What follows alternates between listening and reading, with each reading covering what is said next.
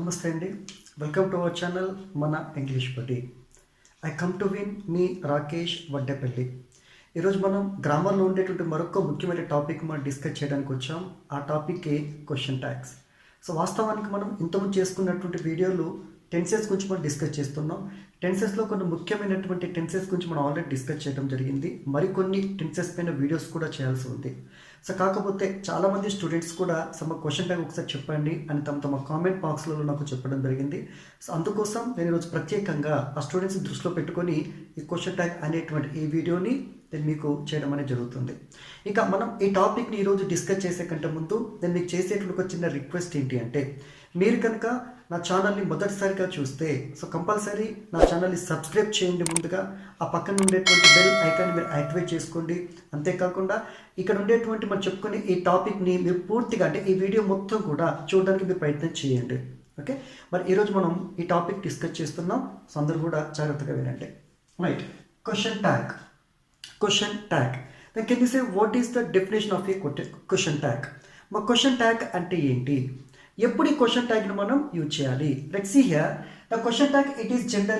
It is a short form of a question which is added to this statement. ఇక్కడ ఏం చెప్తున్నాం? Question tag. So this is a short form of a question. So this is a short form of a question which is used to add at the end of the statement. Question tag అనేది ఒక చిన్న ప్రశ్న రకానికి చెందింది. అంటే ఇది పూర్తిగా interrogative sentence అనేది కాదు, కాకపోతే ఇది కూడా ఒక ప్రశ్నను పోలినటువంటి ప్రశ్నగా మనం తీసుకోవడం జరుగుతుంది. దీన్ని ఎక్కడ యూజ్ చేస్తాం అంటే the question tag it is generally used at the end of the statement.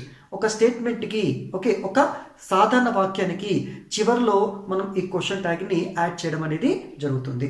Then ఎందుకు ఈ క్వశ్చన్ ట్యాగ్ని యూజ్ చేస్తాం? So generally the question tag it is used to seek confirmation or an agreement. To seek confirmation or an agreement అంటే ఒక విషయం అవునా కాదా అని కన్ఫర్మ్ చేసుకోవడం కోసం మరి క్వశ్చన్ ట్యాగ్ని ఎక్కువగా మనం యూజ్ చేసుకుంటాం. రైట్, ఇంకొక మీరు ముఖ్యంగా గుర్తుపెట్టుకోవాల్సినటువంటి విషయం ఏంటి అంటే క్వశ్చన్ ట్యాగ్ అనేది జనరల్గా స్పోకెన్ ఇంగ్లీష్లో యూజ్ చేస్తాం. అంటే ఈ కన్వర్జేషన్ లాంగ్వేజ్లో ఎక్కువగా యూజ్ చేయడం అనేది జరుగుతుంది. అంటే దీన్ని ఈ రిటర్న్ ఇంగ్లీష్లో యూజ్ చేయడం అనేది చాలా తక్కువ. రైట్, ఈ ఒక పాయింట్ మీరు బాగా గుర్తుపెట్టుకోండి. మరి then what is the structure or what is the formula of a question tag? మా క్వశ్చన్ ట్యాగ్ సంబంధించినటువంటి ఫార్ములా ఏంటి, మరి ఆ ఫార్ములాలో మనకు కావాల్సినటువంటి ఎలిమెంట్స్ని మనం ఏ విధంగా యూజ్ చేసుకోవాలి అనేది ఇప్పుడు మనం ఈరోజు తీస్తున్నటువంటి వీడియోలో మనం డిస్కస్ చేస్తున్నాం. రైట్, ఒకసారి చూడండి. ఇక్కడ the formula of a question tag is helping verb plus not plus pronoun. Helping verb plus not plus pronoun. Right, ఈ ఫార్ములా మీరు ఒకసారి అబ్జర్వ్ చేస్తే నాట్ అనేటువంటి ఈ ఎలిమెంట్ని నేను మీకు బ్రాకెట్లో ఇండికేట్ చేయడం జరిగింది. రైట్, బ్రాకెట్లో మీకు నేను ఇండికేట్ చేయడం అనేది జరిగింది. ఎందుకంటే ఇది ఆప్షనల్గా మనం తీసుకుంటున్నాం. అవసరం ఉంటే యూజ్ చేసుకోవాలి, లేకపోతే లేదు. అంటే ఇక్కడ depends on the given sentence.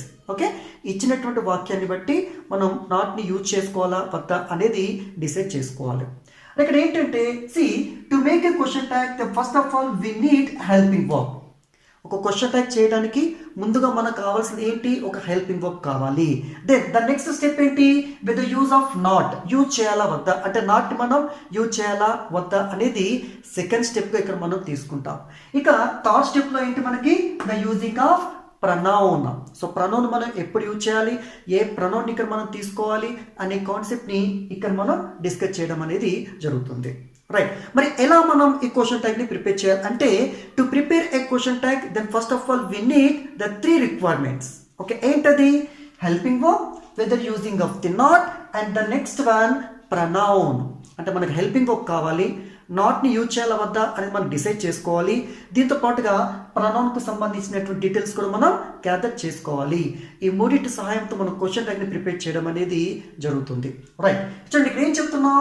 For example the first sentence is he is a good doctor. He is a good doctor అని చెప్తున్నాం. రైట్, ఇక్కడ ఏం చెప్తున్నాం? So this is a common statement. ఇది ఒక సాధారణ వాక్యం తీసుకున్నాం. Then first what we need, మనకేం కావాలి? First we need helping verb. మనకు ఒక హెల్పింగ్ వర్బ్ అనేది కావాలి. ఓకే, సో ఇప్పుడు ఏం చేయాలంటే then for example if the given sentence is already consist a helping verb. ఇచ్చినటువంటి వాక్యంలో కనుక ఆల్రెడీ ఒక హెల్పింగ్ వర్బ్ ఉంటే here the same helping verb should be used in question tag. Right, okay, ఇక్కడ ఏం చెప్తున్నాం, ముఖ్యమైనటువంటి పాయింట్ ఏంటి అంటే ఇచ్చినటువంటి వాక్యంలో కనుక ఆల్రెడీ ఒక హెల్పింగ్ వర్బ్ ఉంటే అదే హెల్పింగ్ వర్బ్ని మనం క్వశ్చన్ ట్యాగ్లో యూజ్ చేసుకోవాలి. రైట్, ఇక్కడ చూడండి, he is a good doctor. ఈ సెంటెన్స్లో ఆల్రెడీ ఈజ్ అనేటువంటి ఒక హెల్పింగ్ వర్బ్ ఉంది కాబట్టి ఇదే హెల్పింగ్ వర్బ్ని నేను క్వశ్చన్ ట్యాగ్లో యూజ్ చేసుకున్నాను. ఓకే, సో మనకు కావాల్సినటువంటి ఫస్ట్ ఎలిమెంట్ మనకు వచ్చేసింది. రైట్, ఇక సెకండ్ సెంటెన్స్ చూడండి ఇక్కడ. Even the second sentence, he is not a clever bye.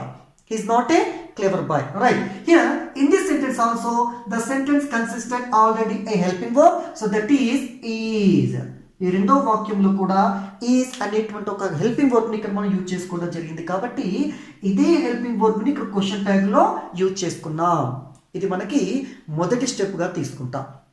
ఇక రెండవ స్టెప్ ఏంటి మనకి, వెదర్ యూజింగ్ ఆఫ్ నాట్ని ఎప్పుడు యూజ్ చేయాలి, అసలు యూజ్ చేయాలా వద్దా అనేది ఇక్కడ మనం డిస్కస్ చేస్తున్నాం. మరి కొంచెం ముఖ్యమైన రూల్ ఏంటి అంటే, here if the given sentence is in positive or if the given sentence is an affirmative sentence, ఇచ్చినటువంటి వాక్యం కనుక అఫర్మేటివ్ సెంటెన్స్ అయితే, మరి అఫర్మేటివ్ సెంటెన్స్ అంటే ఏంటి, that is nothing but a positive sentence. Okay right, ఇక్కడ ఇచ్చినటువంటి వాక్యం కనుక పాజిటివ్లో ఉంటే the question tag must be negative. ఇది మనకు ఉండేటువంటి రూల్. ఒకటే, ఇచ్చినటువంటి వాక్యం కనుక పాజిటివ్లో ఉంటే క్వశ్చన్ ట్యాగ్ నెగటివ్లో ఉండాలి. రైట్, ఇక్కడ ఈ సెకండ్ సెంటెన్స్ ఒకసారి మీరు అబ్జర్వ్ చేయండి. ఇక్కడ he's not a clever boy. He's not a clever boy అంటే the given sentence is in negative. ఇచ్చినటువంటి రెండో వాక్యం నెగటివ్లో ఉంది, నెగటివ్ మీనింగ్లో ఉంది కాబట్టి ఇక్కడ నాట్ మనం యూజ్ చేయకూడదు. ఓకే, అంటే సెకండ్ రూల్ ఏంటి అంటే ఇచ్చినటువంటి వాక్యం కనుక పాజిటివ్లో ఉంటే క్వశ్చన్ ట్యాగ్ నెగటివ్లో ఉండాలి. Right, it means a positive sentence it takes a negative question tag. Then similarly a negative sentence it takes a positive question tag.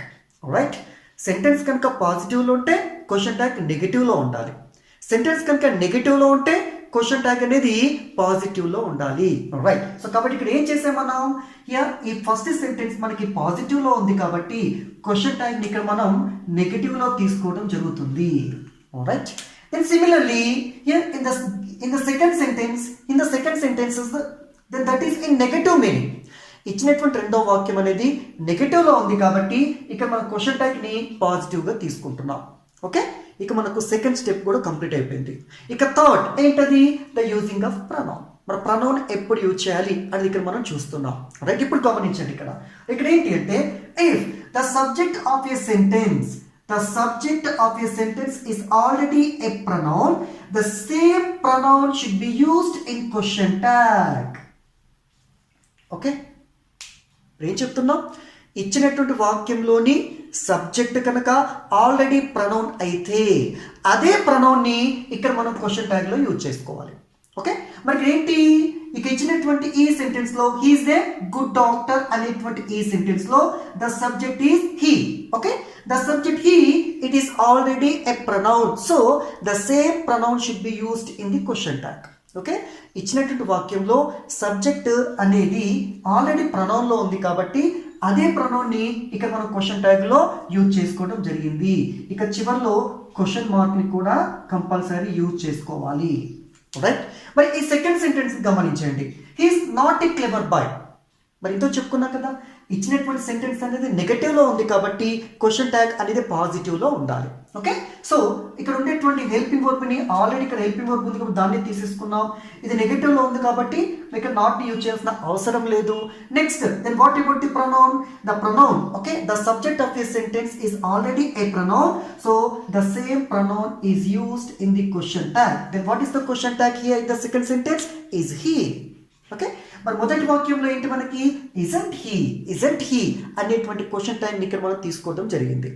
సరే, అంత బాగానుంది. ఓకే, ఒకవేళ if the given sentence does not consist a helping verb, then what should be do. Okay, ఇచ్చినటువంటి వాక్యంలో కనుక ఇచ్చినటువంటి సెంటెన్స్లో కనుక ఇక్కడ హెల్పింగ్ వర్బ్ అనేది లేకపోతే, ఇచ్చిన సెంటెన్స్లో కనుక హెల్పింగ్ వర్బ్ లేకపోతే మరి అప్పుడు మనం ఏం చేయాలి అనేది చాలా మంది స్టూడెంట్స్కి ఉండేటువంటి ఇక్కడ డౌట్. ఇప్పుడు ఒకసారి థర్డ్ సెంటెన్స్ మీరు గమనించండి. ఏంటి third sentence, she rights a letter. Okay, ఆమె ఒక లెటర్ రాస్తుంది అని ఒక సెంటెన్స్ మనం తీసుకున్నాం. ఓకే, మరి ఉండేటువంటి సెంటెన్స్లో దెన్ ఏంటి మనకి first we need helping verb but the given sentence it does not carry and helping verb okay it does not have and helping verb ఈ సెంటెన్స్లో హెల్పింగ్ వర్బ్ అనేది లేదు కాబట్టి ఏం చేయాలి దానికి సూటబుల్గా ఉండే హెల్పింగ్ వర్బ్ని మనం వాడుకోవాలి రైట్ మరి ఉండేటువంటి రూల్ ఏంటి అంటే here the given sentence is in simple present ఇచ్చినటువంటి సెంటెన్స్ కనుక సింపుల్ ప్రెజెంట్లో ఉంటే మనం డూ లేదా డస్ అనేటువంటి హెల్పింగ్ వర్బ్ని మనం వాడుకోవాలి ఓకే సో అదేవిధంగా ఈ లాస్ట్ సెంటెన్స్ ఒకసారి చూడండి ఇక్కడ సార్ వాడుకున్నాం ఇందులో చెప్పుకున్న సెంటెన్స్లో రైట్స్ అంటే V1 ఫామ్ యూజ్ చేసాం ఇక్కడ V2 ఫామ్ యూజ్ చేసుకోవడం జరిగింది ఓకే అంటే ఇక్కడ ఏంటి షీ రైట్స్ ఎ లెటర్ ఈ సెంటెన్స్లో ఉండేటువంటి వర్బ్ అనేది V1లో ఉంది కాబట్టి the given sentence is in simple present టెన్స్లో ఉంది ఓకే అంటే మనకు ఒక కన్ఫర్మ్ అయిపోయింది ఏంటి ఏ టెన్స్లో ఉంది అనే విషయం మనకు క్లియర్గా అర్థమైపోయింది సో సింపుల్ ప్రెజెంట్లో ఉంది కాబట్టి డూ లేదా డస్ వాడాలని చెప్పుకున్నాం కానీ డూ ఎప్పుడు వాడాలి డస్ని ఎప్పుడు వాడాలి అనేది ఒక చిన్న కన్ఫ్యూషన్ ఒకటి డస్ ఎప్పుడు వాడాలి అంటే if the subject of A here ఇక్కడ ఏం చెప్తున్నాం if the subject of A sentence is third person singular ఇచ్చినటువంటి వాక్యం యొక్క సబ్జెక్ట్ కనుక థర్డ్ పర్సన్ సింగులర్ అయితే అప్పుడు డస్ని మనం వాడుకోవాలి మిగతా అన్ని సందర్భాలలో డూని మనం యూజ్ చేసుకుంటాం సో ఇక్కడ షీ రైట్స్ ఏ లెటర్లో షీ అనే థర్డ్ పర్సన్ సింగులర్ కాబట్టి ఇక్కడ డస్ని హెల్పింగ్ వర్బ్గా మనం తీసుకోవడం జరుగుతుంది ఓకే ఇక నెక్స్ట్ సేమ్ మరి ఈ సెంటెన్స్ అనేది ఏంటి పాజిటివ్లో ఉంది కాబట్టి క్వశ్చన్ ట్యాగ్ నెగిటివ్లో చేస్తాం అంతే then what is the subject The subject is she. She already pronoun ఉంది కాబట్టి the same pronoun should be used in the question tag. Okay? ఇక ఈ లాస్ట్ సెంటెన్స్ మనం అబ్జర్వ్ చేసినప్పుడు he saw that అది మనకు సింపుల్ పాస్ట్ లో ఉండేటువంటి సెంటెన్స్ ఓకే మరి ఇచ్చినటువంటి సెంటెన్స్ కనుక సింపుల్ పాస్ట్ లో ఉన్నప్పుడు మన డిడ్ అనేటువంటి హెల్పింగ్ వర్బ్ ని క్వశ్చన్ ట్యాగ్ లో యూజ్ చేసుకోవాలి సో డిడ్ ఓకే మరి ఏంటి దీని సిమిలర్గా ఇచ్చినటువంటి సెంటెన్స్ పాజిటివ్లో ఉంది కాబట్టి the question tag must be negative then what if the subject he it is already a pronoun so the same pronoun should be used in question tag okay సరే అన్నీ బాగానే ఉన్నాయి మనకు హెల్పింగ్ వర్బ్ ఉంటే ఎలా చేయాలి హెల్పింగ్ వర్బ్ లేకపోతే ఎలా చేయాలి అనేటువంటి క్లారిటీ మనకు వచ్చేసింది ఇప్పుడు ఒక్కసారి మన సబ్జెక్ట్ గురించి కనుక డిస్కస్ చేస్తే ఇప్పుడు చూడండి ఇక ఉండేటువంటి ఫోర్త్ సెంటెన్స్ కనుక మనం అబ్జర్వ్ చేసినప్పుడు ఏంటా fourth sentence Vivek is a bright student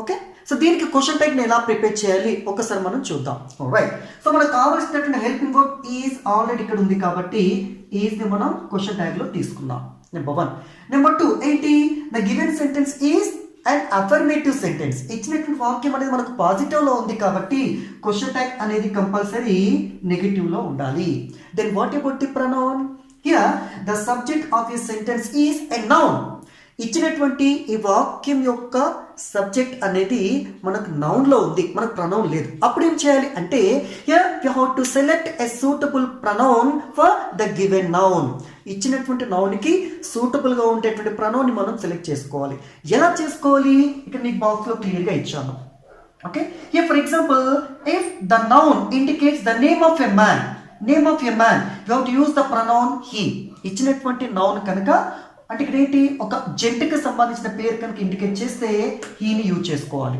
okay the noun it indicates the name of a women the pronoun she should be used or the noun it indicates the name of a thing the pronoun it should be used okay or if the noun it indicates the group of things or the persons or places here we have to use the pronoun they అనేటువంటి pronoun ని ఇక్కడ మనం use చేసుకోవాలి right so ఇక్కడ ఏంటి మనకి వివేక్ అనేది name of a man కాబట్టి ఇక్కడ హీ అనేటువంటి ఈ ప్రొనౌన్ ని మనం యూజ్ చేసుకుంటున్నాం సో ఇది క్వశ్చన్ ట్యాగ్కి సంబంధించినటువంటి బేసిక్స్ మాత్రమే ఒకటి గుర్తుపెట్టుకోండి నాట్ని ఎప్పటికైనా కూడా మనం షార్ట్ ఫామ్ని యూజ్ చేసుకోవాలి నాట్ ఓకే అంటే మనం ప్రొనౌన్స్ చేసేటప్పుడు కూడా షార్ట్గా ఇజెంట్ ఓకే ఇజెంట్ సో ఈ విధంగా షార్ట్ ఫామ్ని మనం యూజ్ చేసుకోవాలి రైట్ సో ఇది క్వశ్చన్ ట్యాగ్కి సంబంధించినటువంటి ఒక బేసిక్స్ మాత్రమే ఇందులో మనకి స్పెషల్ కేసెస్ కూడా ఉన్నాయి మరి క్వశ్చన్ ట్యాగ్ని ఈ స్పెషల్ కేసెస్లో ఎప్పుడు వాడాలి అనేది